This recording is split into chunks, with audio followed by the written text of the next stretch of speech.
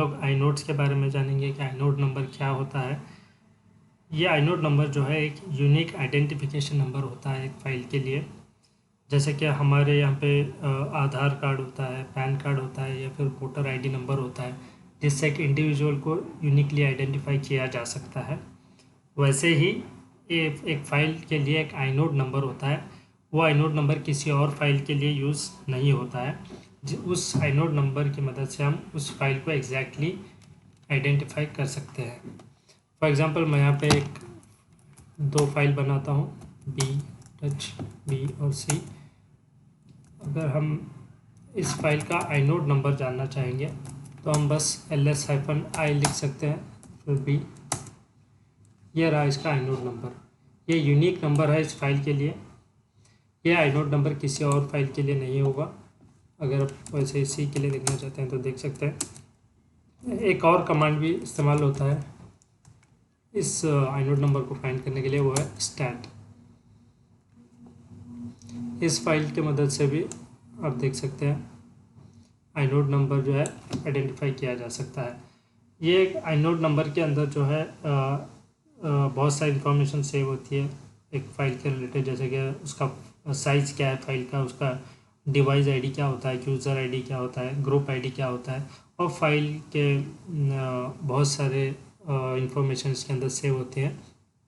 तो for example जैसे जब कोई यूज़र एक फ़ाइल को एक्सेस करने की कोशिश करता है, जैसे कि हम लोग अभी एक डायरेक्टरी के अंदर जाना चाहते हैं या फिर एक फ़ाइल के अंदर, जैसे कि vi फाइल नेम, इसके अंदर हम जाना चाहते हैं, तो हम तो ये फ़ाइल नेम इस्तेमाल कर सकते हैं, इसलिए हम लोग फाइल नेम इस्तेमाल करते हैं।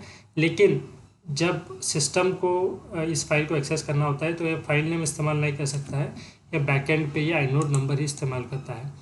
जैसे कि हम लोग अपने मोबाइल में कॉन्टैक्ट सेव करते हैं, फॉर एग्ज़ाम्पल महेश, और उसका फ़ोन नंबर सेव कर देते हैं। तो जब हमें कॉल करना होता है तो हम महेश सर्च करते हैं और उसके नाम पे क्लिक करके फ़ोन लगा देते हैं, लेकिन वो फ़ोन जो है वो महेश को कॉल नहीं करता है, जो हमने नंबर सेव किया है उसे कांटेक्ट करता है। तो हमें तो नंबर याद नहीं होता है, हम लोग याद नहीं रख सकते इतने सारे नंबर, तो हम लोग मोबाइल में सेव कर लेते हैं, तो हम डायरेक्ट नेम से आइडेंटिफाई कर लेते हैं, लेकिन बैकएंड में वो हमारा मोबाइल जो है उस फ़ोन नंबर पे कॉल करता है। इसी तरह से जब हम एक फ़ाइल को एक्सेस करते हैं तो हम तो फाइल नेम देते हैं, लेकिन जो हमारा मशीन होता है वो एग्जीक्यूट करता है इस आइनोड नंबर को, और हम उस फाइल के अंदर चले जाते हैं। तो ये एक यूनिक आइडेंटिफायर होता है जिसकी मदद से हम फाइल को एक्सेस कर लेते हैं। अगर हम सारे फाइल्स का भी अगर हम देखना चाहें तो हम देख सकते हैं, देखिए इसके जो आइनोड नंबर है यहाँ पे डिस्प्ले हो जाते हैं, और हम इसकी मदद से अगर कोई फ़ाइल डिलीट करनी है, एक्सेस करना है, सब कर सकते हैं।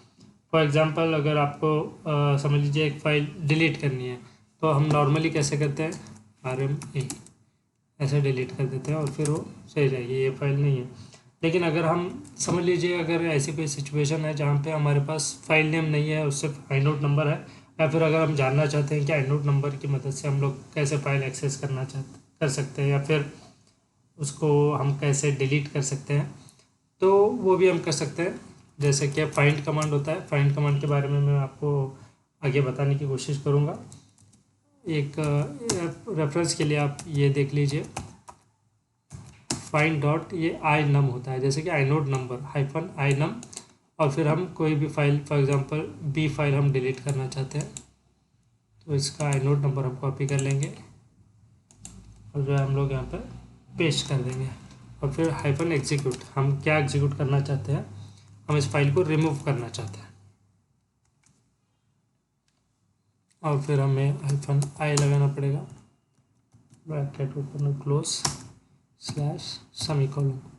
हम इतना एग्जीक्यूट कर देंगे, ये आपको बता देगा कि आप यही फाइल डिलीट करना चाहते हैं। यदि केस आइनोड नंबर से इसने आइडेंटिफाई कर लिया है कि ये यही फाइल है, तो हम लोग यस लिख सकते हैं, फिर वाई लिख सकते हैं।